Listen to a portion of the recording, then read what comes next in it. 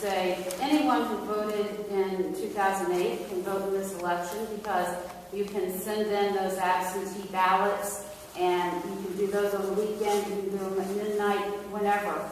And that's, since those are offered, I mean, no one's vote is disenfranchised. Can you speak to that? Well, I'll start. First of all, Secretary Husted did not want to send absentee ballots. It was only absentee ballot applications to everybody in the state. It was only after County Executive Fitzgerald up in Cuyahoga County forced the issue and caused Secretary Husted to change his position. The fact is that not everybody votes. Not everybody is as comfortable voting with absentee mail-in ballots as in-person voting. Now, if you ask me why, I don't know that I can tell you that.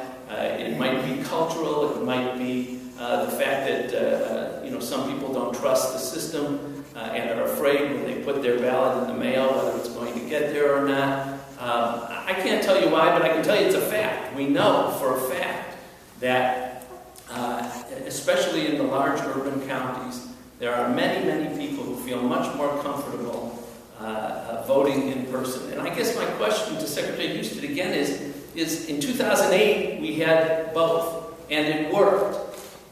The lines were down. Why change something that worked? You want to comment on the absentee ballot? A quick comment on that, and I talked about a little bit in my remarks, but especially our young people and our student voters who I'm very interested in trying to encourage participation in our elections, especially among our newest eligible registered voters. And the mail-in process is cumbersome, especially for them, and especially for all new voters. You can't apply for an absentee ballot online. You have to mail in an application. You have to get everything right on that application. Then you have to wait for your ballot to be sent to you. Then you have to fill your ballot in and mail it back. There's a lot of process involved with mailing in your ballot. And there have been other things that have gone on that have made that process more difficult as well, such as the boards being prohibited from paying return postage on absentee ballot returns. So I think that will cut down on people's willingness to send in their ballot and to participate in that process because it's time-consuming, it's expensive, and there's no poll worker there to help them assist with the voting process. So there's a lot of problems with mail-in voting. It's good for some, not for all, and especially with some of the prohibitions that have been put in place, I fear that less people will be voting by mail. I just want to add one thing. I think the trust factor, the confidence in the system. I know in Hamilton County there is a lack of confidence after the issue with provisional ballots. People feel more comfortable actually seeing their ballot go into that box that they have seen themselves. And when you look at votes that you hear or read about, 39,000 votes, not counted, thrown away, it creates a trust issue. I think the issue for us is to create as many opportunities in a diverse way for voters to be able to participate. Any other questions? What are you hoping? I mean, if it was up to you, what would you like to see the Secretary do? What would you be satisfied with? I'd like to see weekend hours. When you say weekend, you're talking Saturday and Sunday, or you're just... I don't know why we can't have what we had in 2008. It worked. Why are we cutting back on the availability of voting? Yes, I would like to see Saturdays and Sundays. So are you saying that it should be up to the boards again to decide whether or not, or do you want him to say, here are the days that you can vote, or here are the weekends you can vote, or what do you... Well, I think the desire is to go back to what we had before. And in situations where there are smaller counties, rural counties that may not be able to bring themselves, I mean, ultimately, we'd like all votes to rise versus sink, and for us to take an example like Franklin County and lay that over other counties that hadn't gotten to the point of access that we had. Understanding the cost factor of that, until we find solutions to that, allow counties who cannot presently afford that to opt out. I mean, it was not ever mandatory or opportunity and the expansion would be to allow counties who had not had that before to create that opportunity this time, if they were financially able. Is that a problem the legislature should deal with next session, this idea that there's different, you're talking about uniformity, but different counties obviously have different budgets. Is that something, should the legislature start looking into this idea of if we're going to do uniform election law directives, we should have some type of more uniform budgeting? I would have no problem with the legislature taking a look at it, but again, treating boards of elections uniformly does not treat voters equally, and that's critically important. I believe House Bill 194 did deal with uniform hours for early voting, isn't that right? And didn't it include some weekends? House Bill 194, the one that was repealed Right. by the Republicans. House Bill 194 is gone except for the last week and before, the last 3 days before the election, which they left in place, and again, which eliminates more options for early voting. But could you accept, with the exception, obviously, other than the fact that they got rid of the last 3 days before the election, would you have accepted those hours for this election? Well, we all voted against House Bill 194, and House Bill 194 did create the hours and the uniformity. The false uniformity argument was also raised then.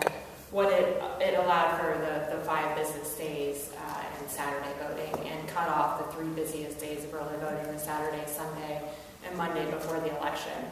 We were vocal about the problems that presented during the legislative debate on House Bill 194. We all voted against it, and we worked to get it on the ballot so voters could decide what they thought about early voting. It's been very popular in Ohio, and we'd like to see it continue the way it did in 2008. But given the choice between that and what you have now, would you prefer 194? No, we would prefer voting expanded to weekends and the evening hours as it was in 2008. I don't want to answer a false choice. That's not the choice. Voters should have as much flexibility as possible.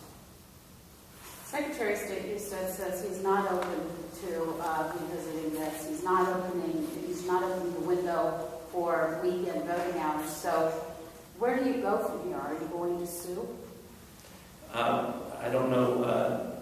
I can't stand up here and tell you what the next step will be. I'm hoping Secretary Husted will reconsider. I know one of the questions or one of the concerns raised has been confusion now at this point. I mean, it's changed Absolutely. so many times that it's gone here, now these people are upset with that. So are you worried? I'm very concerned about that. I'm very concerned about passing House Bill 194, repealing House Bill 194, not completely repealing House Bill 194. Doing one thing on the hours with one set of edicts, having boards vote. That goes to Secretary Husted. He casts votes, then he changes it all. I'm very concerned about the confusion factor that we have right now. And I'm also hoping that Secretary Husted will take steps to clarify when people can vote, how they can vote, and hopefully expand those options. Is there any evidence that the people who vote on weekends in the 2008 election, is there any evidence that those voters won't be able to vote in this election under these circumstances? I think there's 2 options. One is that they don't vote, because that was the time that they found most convenient to vote, or they vote, or they go to vote at times that are now open but much fewer hours, which will create those longer lines and create the possibility again of people waiting in lines for 2, 3, 4, how many hours, and then leaving because they get tired of waiting or can't wait. Can I add something too? The reason we have early voting, the reason we had weekends is because we had a problem. And it was a bipartisan solution to the problem. So why would we now go back and create a problem that we already knew existed, and we had a remedy for that problem?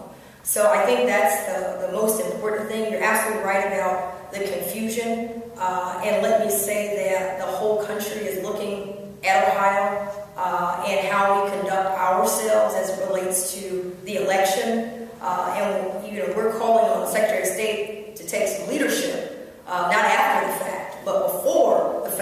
so that, Ohio is not embarrassed as it relates to the entire country. We have a chance to get it right. We're asking the Secretary of State to do that. And to speak to the confusion, I think part of the confusion, I believe, is intentional, because the more convoluted this gets, it still impacts the very same populations and demographics and constituencies that we've all been talking about today, which primarily impacts Democratic races, or the success of Democrats in races.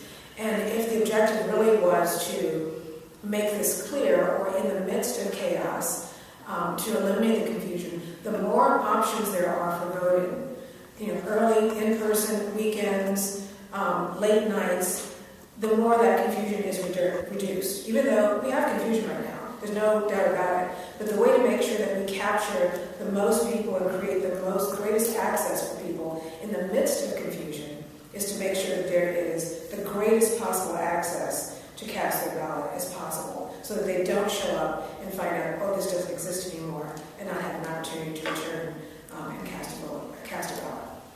But what do you say to the people who would argue, I think the Secretary